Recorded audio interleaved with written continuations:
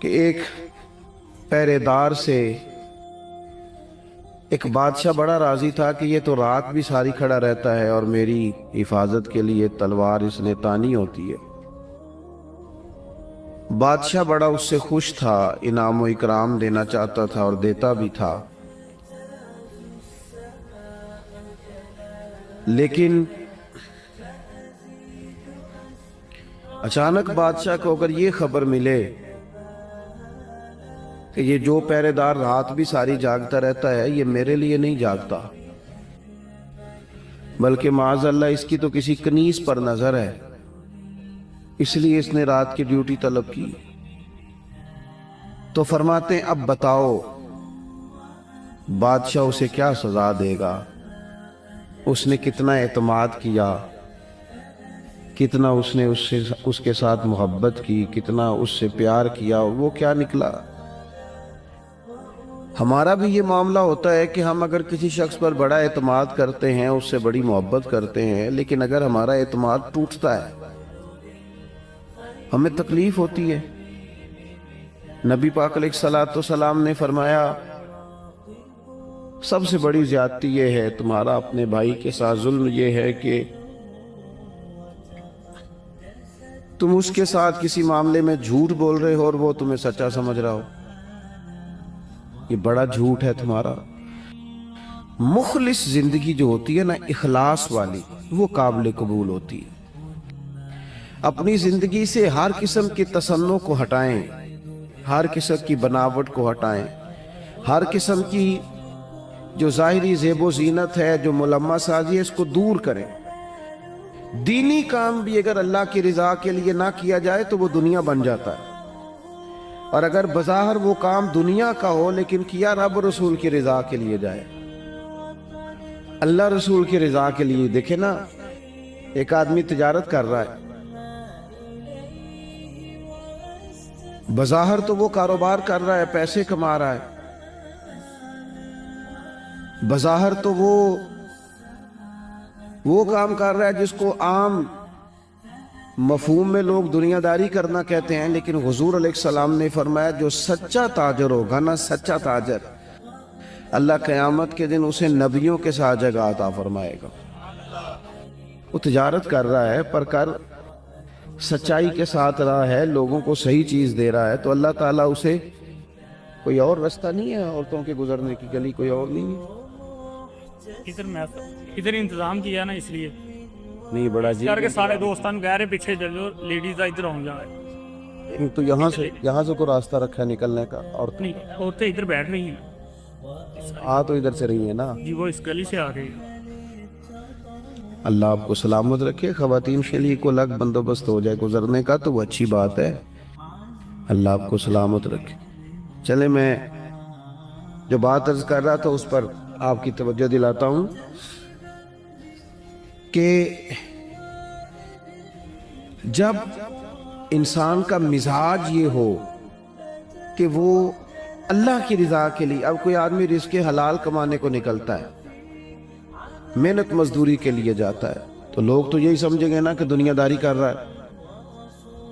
ایک شخص نبی پاک صلی اللہ تعالی علیہ وسلم کے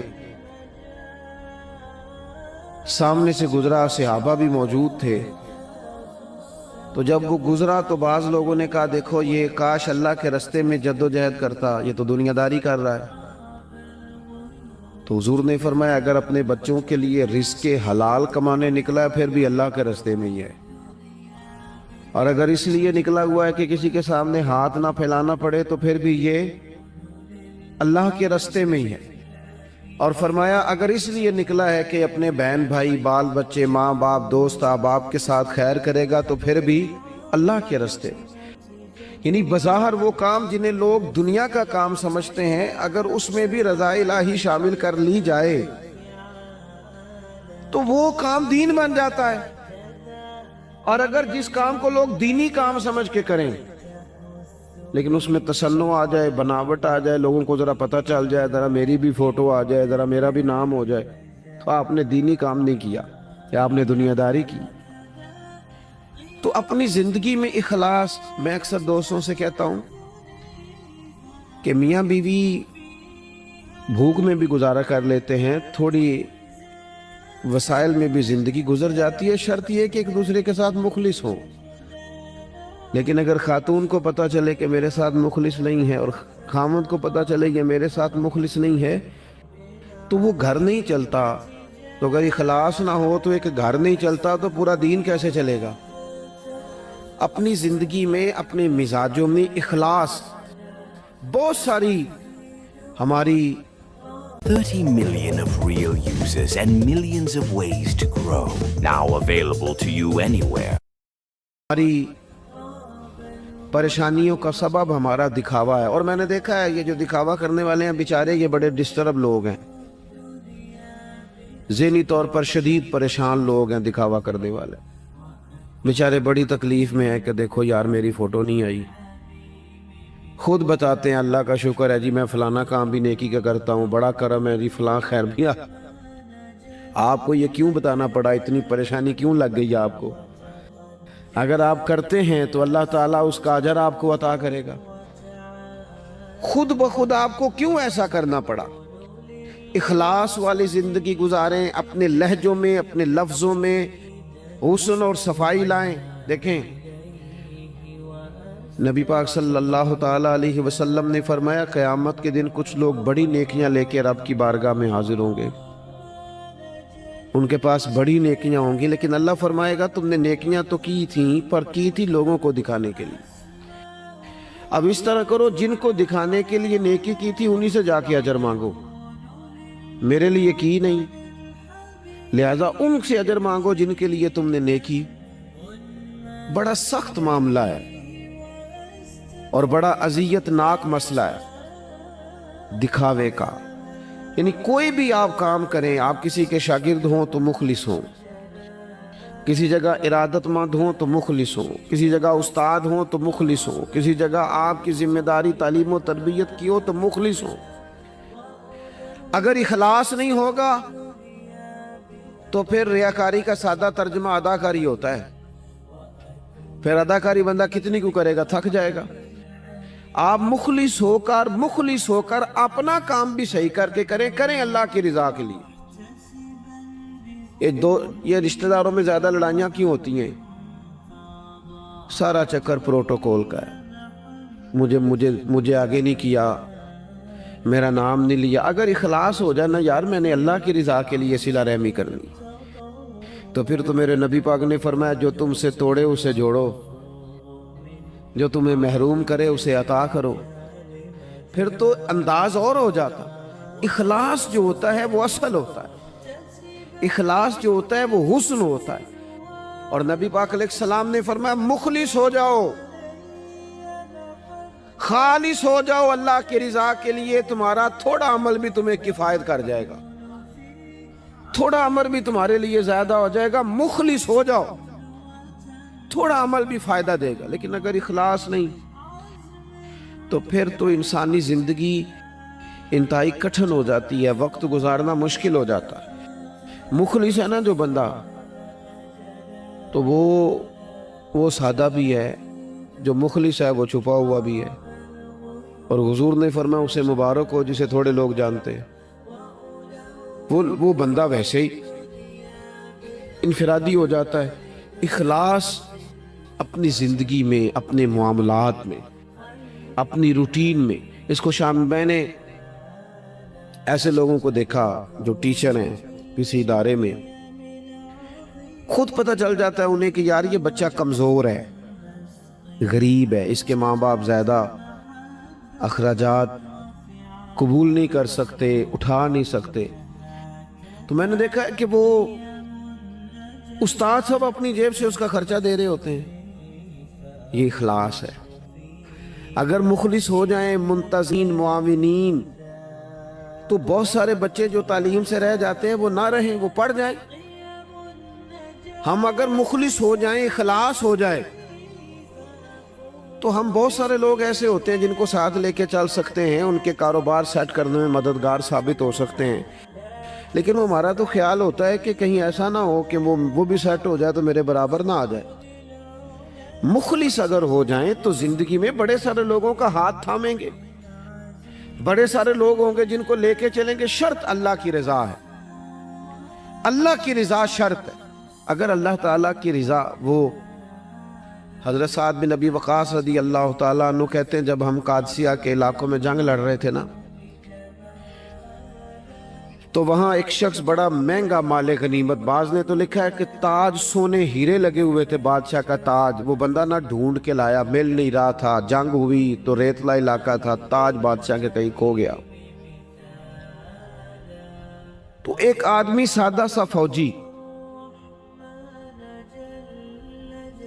वो ताज लेके शाम को सिपा सालार के खेमे में दाखिल हुआ।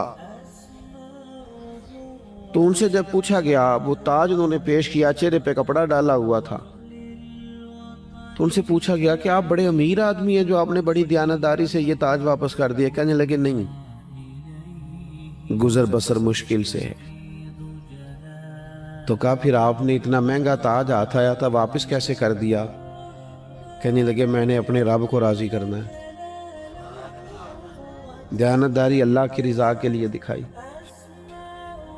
अब वो वापस जाने लगे तो उनको आवाज दे के पूछा गया, नाम ही बताते जाएं, कबीला ही बताते जाएं। यहाँ तो आपको पता है तस्वीरें भी लगती हैं, अखबार भी आते हैं, फेसबुक भी चलती है, फलाने को भी पता चल जाता है, बोर्ड भी लगते हैं, फटियां भी, यहाँ तक कि लोग मस्जिद की टाइलों पे भी नाम लिखवा लेते हैं बराए साले सवाब। वो फरिश्तों को पता है किसके लिए किया है, पता है जिसने अजर देने उसे। आप किस हिसाब से नाम लिखवा रहे हैं?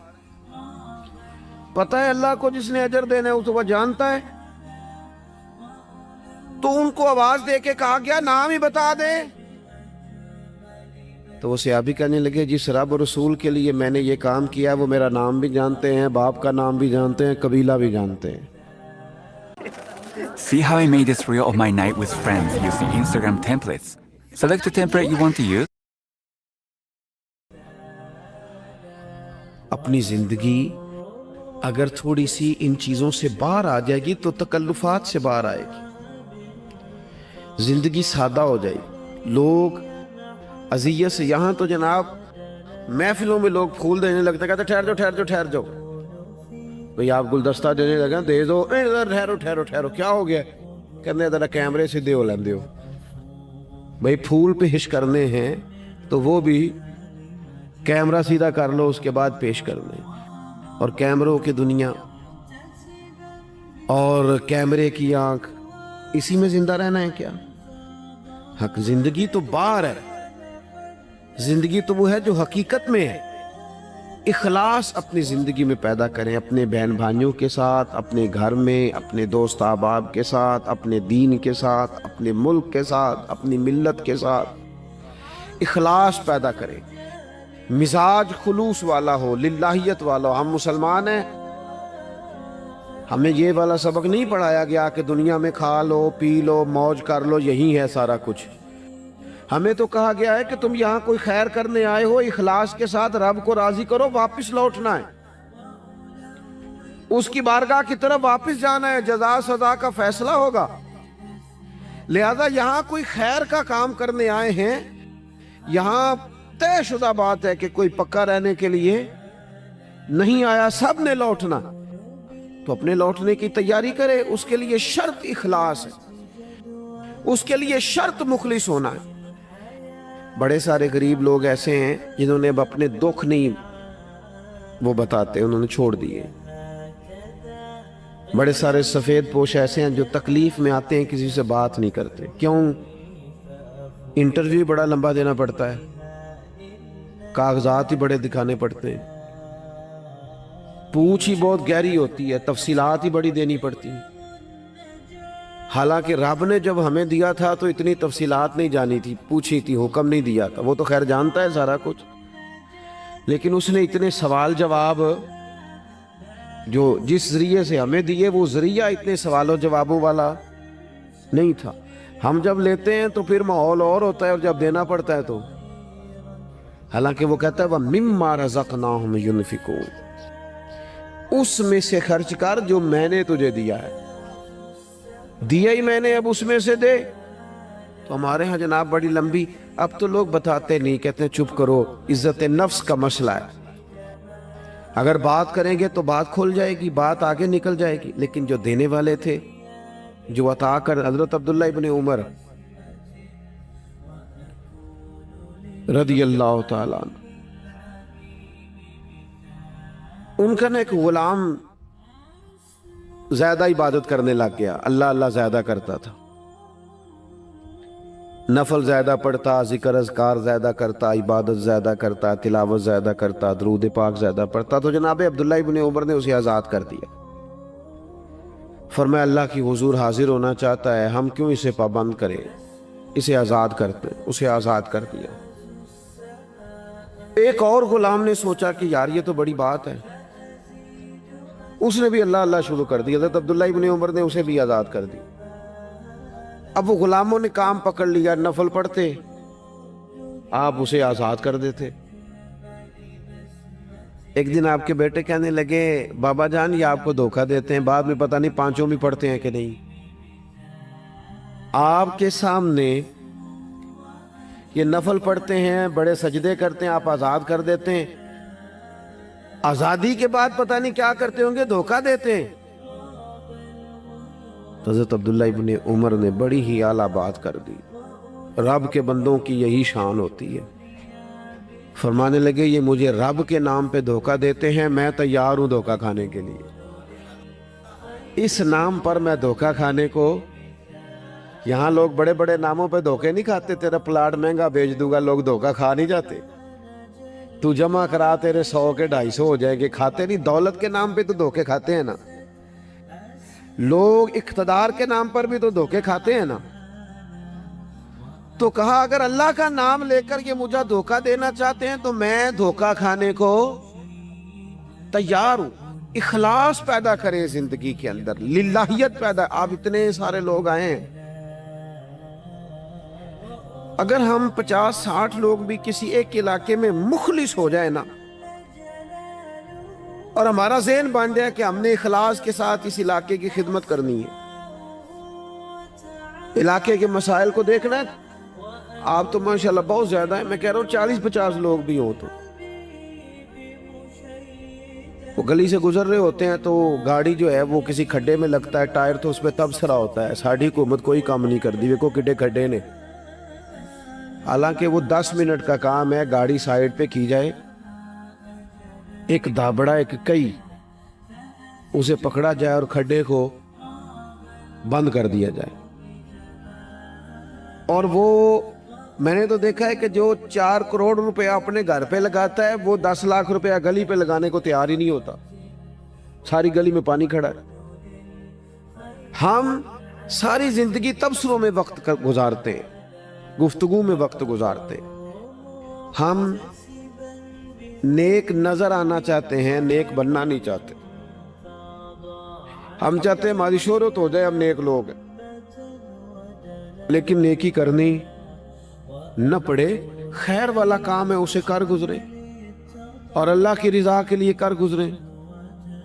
یہ مساجد کے باہر, مدارس کے باہر اکثر علماء کے نام لکھے ہوتے ہیں, بانی اور محتمم, چلو وہی ہوں گے, ہوتا بھی ہے ایسا, لیکن اس بندے کا بھی بڑا کردار ہوتا ہے.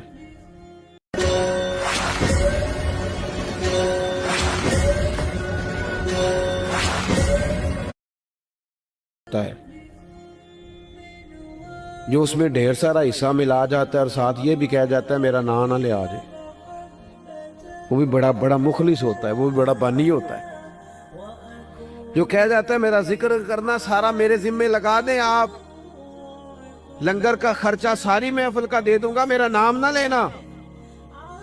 اس سے دل ٹھنڈا رہتا ہے, اس سے طبیعت ٹھنڈی رہتی ہے. لیکن اگر فون پہلے ہی چل پڑے, میں آ رہا ہوں, میں کیا کر رہا ہوں, اور جناب دیکھنا میں انقلاب برپا کر دوں گا, تو بھئی آپ گرج رہے ہیں, برسنے کی امید ذرا تھوڑی ہے. جو برستے ہیں ان کو گرجنے کی ضرورت, وہ تو کام کر کے گزر جاتے ہیں.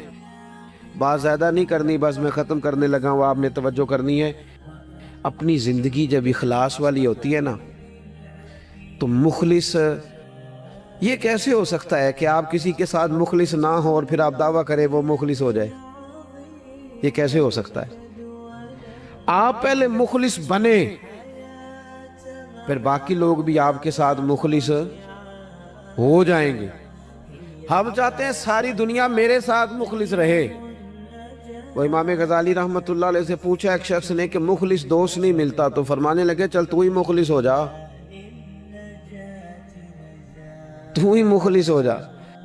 ہم یہ چاہتے ہیں میرے ساتھ سارے لوگ سچ بولیں اور میں کسی کے ساتھ بھی سچ, تو یہ ہو نہیں نہ سکتا. مجھے ہر دکان سے سودا خالص ملے اور جو میں بیچ رہا ہوں وہ میں خالص, تو بھئی ایسے ہوتا نہیں نا, یہ تو ممکن نہیں نا. تو اپنی زندگی میں اخلاص, امام ابو نعیم کہتے ہیں کہ ایک 100 گھر تھا پورا مدینہ شریف میں, تھوڑی سی آبادی ہوتی تھی, 100 گھر تھا جس میں 2 وقت کھانا بھی ملتا تھا, کپڑے بھی بچوں کے, دیگر اخراجات بھی, 100 گھر کو, اور سالوں ملتا رہا پر پتہ نہیں تھا کون دے جاتا ہے. سالوں وہ کھانا پانی بچوں کے خرچے آتے رہے پر پتہ نہیں تھا دے کے کون جاتا ہے. پھر اچانک ایک دن ایسا آیا کہ وہ کھانا بھی آنا بند ہوا, وہ ساری چیزیں بند ہوئی, لوگ پریشان ہوئے, ڈسٹرب ہوئے, تکلیف بڑھی. ایک دوسرے سے پوچھنے لگے تیرے گھر بھی نہیں آ رہا؟ اس نے کہا نہیں آ رہا. تیرے گھر 100 تو گھر تھا. پھر کہا پتہ کرو کب سے نہیں آ رہا, تو پتہ چلا 18 محرم سے میرے گھر نہیں آیا لنگر. 18 گھر سے وہ کہنے لگا 18 محرم سے میرے گھر بھی نہیں آیا. وہ جب غریبوں نے تاریخیں ملائیں 100 گھروں نے, تو 18 محرم سے ہی لنگر بند ہوا. پتہ کرو 18 محرم کو کیا ہوا, تو پتہ چلا 18 محرم کو امام زین العابدین کا انتقال ہوا. 18 محرم کو امام صاحب کا وصال ہوا. وہ 100 گھروں میں کھانا پہنچاتے تھے, خرچہ اٹھاتے تھے, چہرے پہ کپڑا پہن کے رکھتے تھے. کوئی پوچھتا آپ کون ہے تو ناراض ہو جاتے تھے. انہوں نے خدمت کی اخلاص سے, لیکن پھر حالت یہ ہو گئی کہ لوگ ان کو جانتے تھے, یاد کرتے تھے, ان کے لیے روتے تھے. اپنی زندگی اخلاص والی کریں, اس میں للہیت پیدا کریں. آپ تھوڑا کام کریں لیکن ریاکاری سے, تسنع سے. میں تو دیکھتا ہوں, بڑی مہربانی جی بات سنیں, کیا مسئلہ ہو گیا, اطمینان سے سارے دوست تشریف, اللہ آپ کو لمبی زندگی صحت والی دے. میں تو دیکھتا ہوں لوگ اپنے والدین کو حج پہ بھیج کے لوگوں کو بتاتے ہیں میں نے بھیجا ابا جی کو حج پہ. تو ابا جی آپ کہتے بھائی جان آپ نے بھیجنا تھا, اب یہ بتانے کی کوئی ضرورت ہے؟ فلاں کے ساتھ میں نے نیکی کی, بھگی اگر آپ اتنے پریشان تھے تو پھر نہ کرتے. یہ چیزیں آزمائش میں ڈال دیتی ہیں, اپنے تکلیف میں آ جاتے ہیں. یار یہ نام لے رہا ہے. وہ ہمارے ایک جگہ ختم شریف تھا, تو میں ایک جگہ حاضر ہوا اصالہ ثواب کی تقریب میں. تو وہ کہنے لگے یہ آپ نے جب دعا مانگنی ہے نا ختم شریف پہ, تو یہ بھی بتانا ہے کہ 50,000 روپے ہم نے مسجد میں دیا ہے, اور یہ اتنا کچھ جو ہے وہ ہم نے اور بھی خدمات کی ہیں, یہ والد صاحب کے لیے نا ذرا بول دیجئے گا. تو میں نے انہیں کہا ٹھیک ہے, دعا مانگ دی. میں نے کہا جو پڑھا پڑھایا ہے. وہ بعد میں مجھ سے کہنے لگے آپ نے بتایا نہیں. میں کہا کنوں دسنا سارے؟ کہنے لگے وہ ذرا. میں نے کہا خدا کے بندے ابا جی کیا دے گئے آپ کو زندگی پوری میں؟ کہنے لگے بڑا کچھ. تو میں نے کہا انہوں نے بھی مسجد اعلان کرایا تھا کہ میں بچوں کو زمین دے کے جا رہا ہوں, گھر دے کے جا رہا ہوں, دکان اعلان کرایا تھا؟ کہنے لگے نہیں. تو میں نے کہا تو 50,000 دے کے اعلان کراتا پھرتا ہے, کیا مطلب چکر میں پڑ گئے؟ اس سے تو کوفت پیدا ہوتی ہے. اپنی زندگی اخلاص والی کرنی ہے, اس میں للہیت پیدا کرنی ہے, اور کوشش کریں کہ عمل ضرور کوئی نہ کوئی کریں. 3 باتیں میں نے آپ سے کرنی ہیں آخر میں, اور ان پر آپ نے عمل کرنا ہے. کریں گے انشاءاللہ تعالی. ایک تو کچھ نفل نماز گھر میں پڑھا کریں, یہ ضروری ہے گھر کے ماحول کو درست رکھنے کے لیے. 10 نفل, 8 نفل, 6 نفل, کچھ نہ کچھ نفل نماز گھر میں ضرور ادا کریں. اس سے گھر میں برکت بھی ہوگی, اور حضور نے فرمایا اپنے گھر کو قبرستان نہ بناؤ, کچھ نماز گھر میں بھی پڑھا کرو.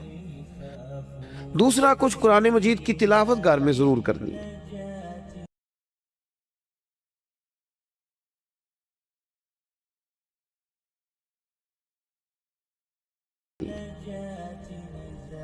یہ اپنا ذوق بنائیں. بچوں کو بار بار کہنے سے نہ کہ قرآن پڑھو تو وہ کوئی نہیں پڑھتے، آپ کھول لیں انشاءاللہ وہ بھی پڑھیں گے، آپ پڑھیں وہ بھی پڑھیں گے. اور تیسری بات یہ کہ گھر میں نہ میرے نبی پاک علیہ السلام کا ذکر ضرور کرے، روز حضور کی سیرت کی کوئی بات سنا دے، کوئی حدیث پاک سنا دے. کچھ نہ ہو سکے تو بچوں سے کہیں پتر کوئی نعت شریف تو سنا تھوڑی سی. اپنے بچوں سے اپنے گھر میں ذکر رسول کا مزاج بنائیں، اپنی طبیعت میں حضور کے تذکروں کو پیدا کریں ماحول میں. نتیجہ کیا ہوگا؟ اس کا نتیجہ یہ ہوگا کہ ہمارے گھروں میں راحت آئے گی، گھروں میں سکون ہوگا، گھر کے اندر للہیت پیدا ہوگی. گھر کے ماحول میں آپ دیکھیں گے کہ ایک الگ سے خوبصورتی پیدا ہو گئی ہے. اپنی زندگی میں بہت سارا اخلاص پیدا کریں، بہت ساری للہیت. کوئی بھی خیر کا کام کریں تو تصنع سے، بناوٹ سے، ریاکاری سے اپنے آپ کو بچائیں. میرے رسول پاک صلی اللہ علیہ وسلم نے لوگوں کو خالص کر دیا، اتنا خالص کر دیا، اتنا خالص کر دیا کہ مکے سے جب ہجرت کر کے لوگ مدینے آئے تو مدینے والوں نے آدھی جائیدادیں بانٹ کے دے دی.